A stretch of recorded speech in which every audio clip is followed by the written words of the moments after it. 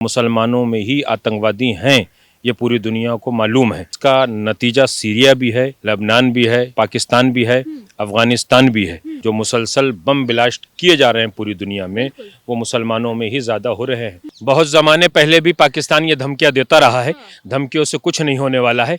पाकिस्तान अपने वजूद को समझे, पाकिस्तान अपने एरिया को समझे, पाकिस्तान अपने हालात को समझे, पाकिस्तान अपने यहाँ के मौजूदा वक्त को समझे कि उसके अंदर कितनी बड़ी आग लगी हुई है।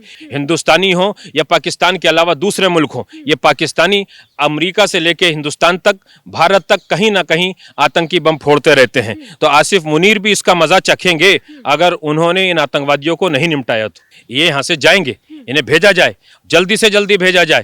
सरहद के उधर बिल्डोजर से उठा के, क्रेन से उठा कर इन्हें उधर फेंक दिया जाए अगर ना भी ले रहे हैं। इन्हें नहीं रखा जाए, इसलिए कि ये कभी आवाज नहीं उठाते हैं वहां पे। ये यहाँ आते हैं, भारत में जाएंगे, लेकिन भारत में रहने के बाद इन्होंने क्या, किसी दिन जो आए हुए थे इन्होंने ये कहा कि पाकिस्तान मुर्दाबाद, आतंकवाद मुर्दाबाद। इनकी विचारधारा भी वैसी रहती है। मैं तो ये चाहता हूं कि पाकिस्तान हिंदुस्तान के रिश्ते हमेशा हमेशा के लिए खत्म हो जाएं, बिल्कुल बंद हो जाए, और इन्हें बिल्डोजर क्रेन पे उठा के उधर फेंक दिया जाए। वो जाने, उनका काम जाने कि ये कैसे जाएंगे। हमारा आतंकवाद से कोई रिश्ता नहीं है, ना हम आतंकवाद को अच्छा समझते हैं, ना हिंदू अच्छा समझता है, ना मुसलमान। लेकिन मुसलमानों में ही आतंकवादी हैं, ये पूरी दुनिया को मालूम है। इसका नतीजा सीरिया भी है, लेबनान भी है, बहुत से पाकिस्तान भी है, अफगानिस्तान भी है। जो मुसलसल बम ब्लास्ट किए जा रहे हैं पूरी दुनिया में, वो मुसलमानों में ही ज़्यादा हो रहे हैं। जिसकी वजह से मैंने बार बार कहा है कि आतंकवाद का मजहब नहीं होता है, लेकिन आतंकवाद का मुसलमानों में एक फ़िरका है जो आतंकवाद मचा रहे हैं। लेकिन आप देख रहे होंगे कि हमारे देश में भी कुछ लोग ऐसे हैं जो पाकिस्तान का सपोर्ट कर रहे हैं, पाकिस्तान मुर्दाबाद का नारा नहीं लगा रहे हैं। अगर उनका झंडा ज़मीन पर कोई गिरा रहा है तो उसको निकाल रहे हैं। भारत के अंदर भारत के विरोधी तीन किस्म के हैं।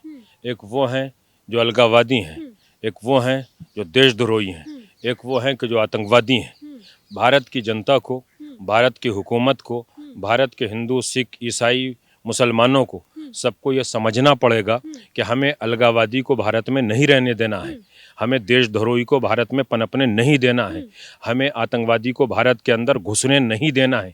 इनको वो मार लगाई जाए, इनको उस अंजाम तक पहुंचाया जाए कि अब ना ये बाकी रहे, न इनकी नस्लों में कोई बाकी रहना चाहिए। जो इन आतंकवादियों के साथ मिले हुए हैं, भारत के अंदर बहुत बड़ी तादाद में भारत के कानून, भारत के संविधान की दुहाई देने वाले, सिर पे उठाने वाले उन लोगों के साथ मिलकर यहाँ की विचारधारा को ख़त्म करते हैं।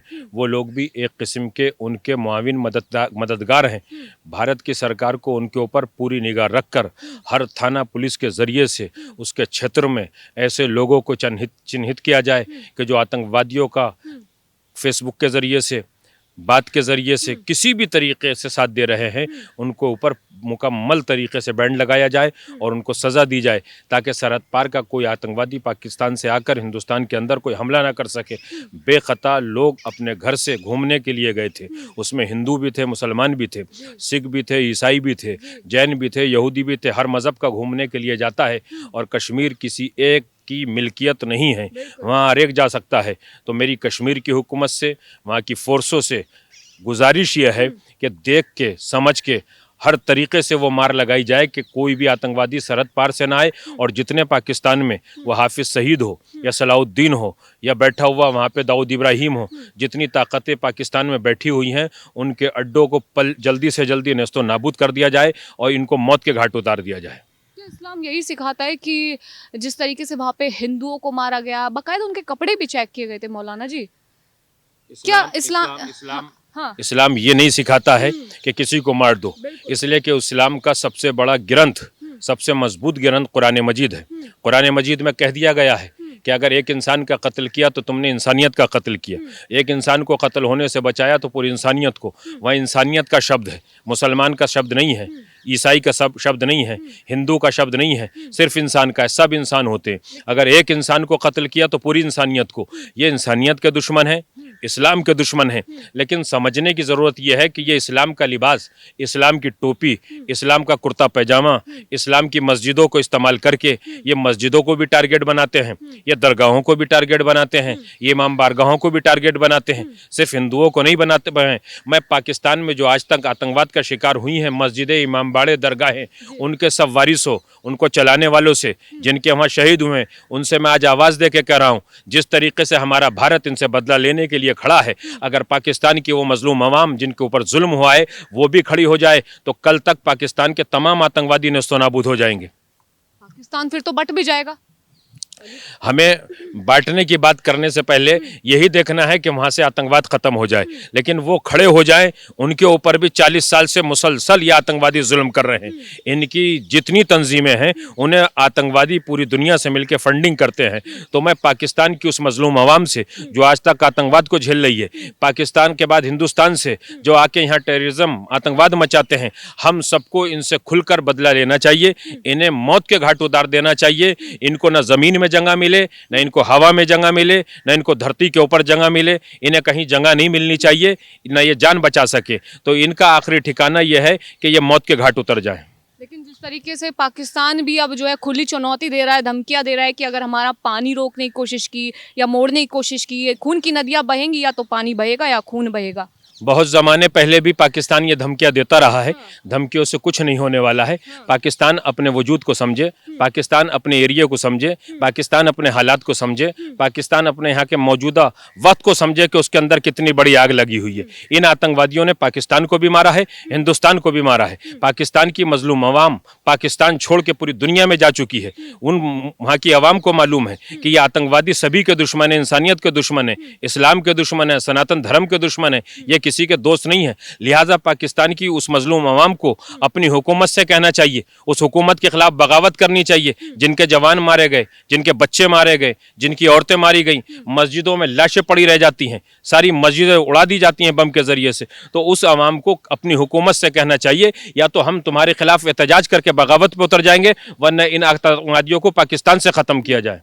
पाकिस्तानी जनरल आसिफ मुनीर कह रहे हैं कि हिंदू और मुसलमान कभी साथ नहीं रह सकते, उसी के बाद ये घटना हुई है।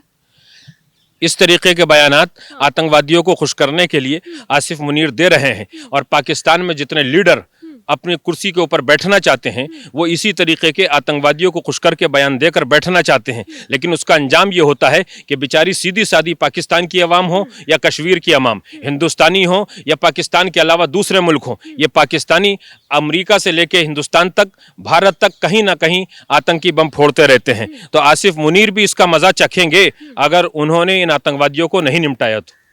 क्या कहेंगे, जिस तरीके से इस घटना को तो अंजाम दिया गया, लेकिन हमारे देश में एक और बवाल शुरू हो गया है इसको लेकर के कि विपक्ष भी मोदी जी पर उंगली उठा रहा है। हालांकि उन्होंने जिम्मेदारी ले ली है। क्या लगता है, उन्होंने सेना को कह दिया है कि समय आपका होगा, जगह उनकी होगी, टारगेट तुम्हारा होगा। क्या युद्ध जैसी स्थितियां बन रही हैं? ये युद्ध नहीं है, मजलूमियत का जवाब है। ये युद्ध नहीं है, मजलूमियत का जवाब है। उन्होंने हमारे बेखता इंसानों के ऊपर अत्याचार नहीं, गोली चला के वो आतंकी हमले किए हैं, जिसका हमें जवाब देना बहुत ज़रूरी है। और विपक्ष की ये बातें रहती हैं, इसी विपक्ष में वो हैं जो देशद्रोही हैं, इसी विपक्ष में वो हैं कि जो अलगावादी हैं, इसी विपक्ष में वो हैं कि जो आतंकवादियों का साथ देते हैं किसी ना किसी तरीके से। इन लोगों को भी अपने वक्त को पहचानना चाहिए। भारत की जनता इन्हें माफ़ नहीं करेगी। जो भी भारत के खिलाफ बोलेगा, भारत की सरकार के खिलाफ बोलेगा, भारत के हिंदुओं के खिलाफ बोलेगा, भारत की जनता के खिलाफ, चाहे हिंदू हो, मुसलमान हो, मजलूम के खिलाफ बोलेगा, उस सरकार को, उस पार्टी को जब भी कभी आएगी उसे जनता जवाब देगी। और वो ऐसी पार्टियां कभी अब हिंदुस्तान में जीत नहीं सकती हैं जो खाए हिंदुस्तान का और साथ में पाकिस्तान के आतंकवादियों का। क्या कहेंगे, जिस तरीके से पाकिस्तान ने एक और धमकी दी है कि जिस तरीके से हमने राफेल खरीदे हैं, उसके बाद वो भी कह रहे हैं कि हमारे पास भी परमाणु हथियार हैं। किस तरीके से अगर जंग होती है तो पाकिस्तान जो है किस तरीके से हार सकता है? पाकिस्तान पहले ही हमले में हार जाएगा, उसके पास कुछ नहीं है, सब फर्जी बातें हैं। हाँ, ये हमारा मुल्क अमन शांति का मुल्क है, इसने अभी कोई हमला नहीं किया है। जब जब ये हमला करेगा तब ये जीतेगा, इसे ज़रूरत भी नहीं है। मैंने पहले भी कहा है, 2-3 घंटे का सुल्फा है पाकिस्तान, इससे ज़्यादा का नहीं है। 2-3 घंटे में पाकिस्तान अपने वजूद से, नक्शे से, जंगा से ख़त्म हो जाएगा। पाकिस्तान के सरबराह पाकिस्तान के आतंकवादी चाहते हैं कि वहां की अवाम मारी जाए। मैं ये चाहता हूं कि ये आतंकवादी मारे जाएं, इसलिए कि अवाम ना मारी जाए। जल्दी से जल्दी हाफिज सईद हो, सलाउद्दीन हो, जितने भी आतंकवादी हैं, इन सब के अड्डों को मिसमार करने के बाद, इनके मदरसों को, इनके अड्डों को, इनकी जंगों को खत्म करने के बाद वहां से आतंकवाद को खत्म कर दिया जाए। ठीक है, और क्या कहेंगे जिस तरीके से पाकिस्तान की जो है बंदरगाहें बंद कर दी है, अब पाकिस्तान वहीं बौखला भी रहा है, पानी और इस चीज़ की तो हमने बात कर ली, लेकिन जिस तरीके से हमारे देश में पाकिस्तानी लोग रह रहे थे, जब उनको भेज रहे हैं तो उन्होंने वाघा बॉर्डर, सिंघू बॉर्डर जो है बंद कर दिया है। लोग फंसे हुए भी हैं उनको भी, अपने नागरिकों को भी लेने से मना कर रहा है पाकिस्तान। यही आतंकवाद का सबसे बड़ा सबूत है। ये हमारे नहीं है। जब ये पाकिस्तान चले गए, वहां से आए थे हिंदुस्तान में, अपने रिलेशनशिप की वजह से आए थे या किसी काम की वजह से आए थे। ये यहाँ से जाएंगे, इन्हें भेजा जाए, जल्दी से जल्दी भेजा जाए।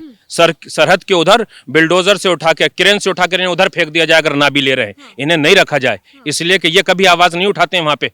ये यहाँ आते हैं, भारत में जाएंगे, लेकिन भारत में रहने के बाद इन्होंने क्या, किसी दिन जो आए हुए थे, इन्होंने ये कहा कि पाकिस्तान मुर्दाबाद, आतंकवाद मुर्दाबाद। इनकी विचारधारा भी वैसी रहती है। मैं तो ये चाहता हूं कि पाकिस्तान हिंदुस्तान के रिश्ते हमेशा हमेशा के लिए खत्म हो जाएं, बिल्कुल बंद हो जाए, और इन्हें बिल्डोजर क्रेन पे उठा के उधर फेंक दिया जाए। वो जाने, उनका काम जाने कि ये कैसे जाएंगे। लेकिन पाकिस्तान ने जो शिमला समझौता किया था उसको भी कैंसिल कर दिया। जब हमने सीसीएस की बैठक की, उसमें 5 बड़े फैसले लिए, तो पाकिस्तान ने भी ठुकरा दिया ना फिर।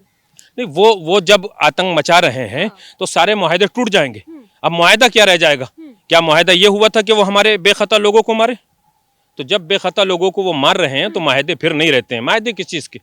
कोई सा भी समझौता नहीं रहेगा, इस वजह से कि जब वो हमारी मजलूम आवाम को मार रहे हैं। जो लोग घूमने के लिए गए थे, वो किसी माँ के बेटे हैं, किसी भाई के भाई हैं, किसी बहन के भाई हैं, किसी बाप के बेटे हैं, उनके छोटे छोटे बच्चे हैं। क्या शर्म नहीं आती है? यही इंसानियत सिखाती है, यही इस्लाम सिखाता है। इस्लाम तो ये सिखाता है कि अगर पड़ोसी किसी भी मजहब का है तो उसके बारे में जर्रा बराबर गलत सोचना बिल्कुल गलत है। तो जब इस्लाम ये सिखाता है तो ये आके यहाँ आतंकवाद मचाते हैं। लिहाजा समझौते वमझौते हमारी सरकार सब खत्म करने के बाद बस आखिरी मंजिल ये है कि इनसे वो बदला लिया जाए ताकि आतंकवाद और आतंकवादी कभी किसी माँ की आगोश में पैदा होकर पनप ना सके। आपने देखा होगा कि 2001 में इस तरीके की आतंकवादी घटना हुई, उरी में हुई, पहलगाम में हुई, पुलवामा में हुई। लगातार पाकिस्तान का ही नाम आता है, लेकिन पाकिस्तान ने इस बार फिर से ये कह दिया कि आप जांच करा लीजिए, जांच एजेंसियां बिठवा लीजिए।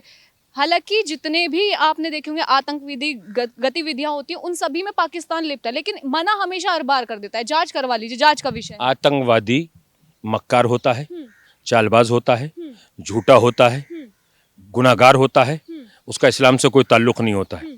वो आतंक करता है, कभी जिम्मेदारी ले लेते हैं, कभी हुकूमत मना कर देती है, पकड़े जाते हैं तो भी मना कर देते हैं, उसके एड्रेस मिल जाते हैं तो तब भी मना कर देते हैं। इन बातों के ऊपर हमारी हुकूमत को न जाना चाहिए। जितना भी आतंकवाद है वो पाकिस्तान से आता है, हिंदुस्तान में आतंकवाद नहीं पैदा होता है, ना हमारे किसी मुल्क में इस तरीके से दूसरे मुल्कों में आतंकवाद पैदा होता है। सारी फैक्टरियाँ पाकिस्तान ही के अंदर हैं, वहाँ से जन्म लेकर आतंकवाद को आगे बढ़ाया जाता है। हमारे मुल्क में कोई आतंकवादी नहीं पैदा होता है, ये उनकी विचारधारा उधर से इधर आ जाती है। जो अलगाववादी देशद्रोही पैदा होकर वो भी आतंकवादियों का सहारा देते हैं। भारत किसी को इजाज़त नहीं देता है कि कोई आतंकवादी बने। बिल्कुल, लेकिन आतंकवादियों ने मोदी जी को भी चैलेंज किया। जिन लोगों को मारा उनके परिवारजनों से छोड़ दिया, उनको बोला कि जाइए मोदी जी को बता दीजिए। उन्होंने जब कहा कि हमें भी मार दीजिए तो उन्होंने मारा नहीं, सीधा बोला कि मोदी जी को बताइए। कहीं ना कहीं भारत के लिए एक बहुत बड़ा चैलेंज है इन आतंकवादियों को खत्म करना, इनकी जड़ों को खत्म करना।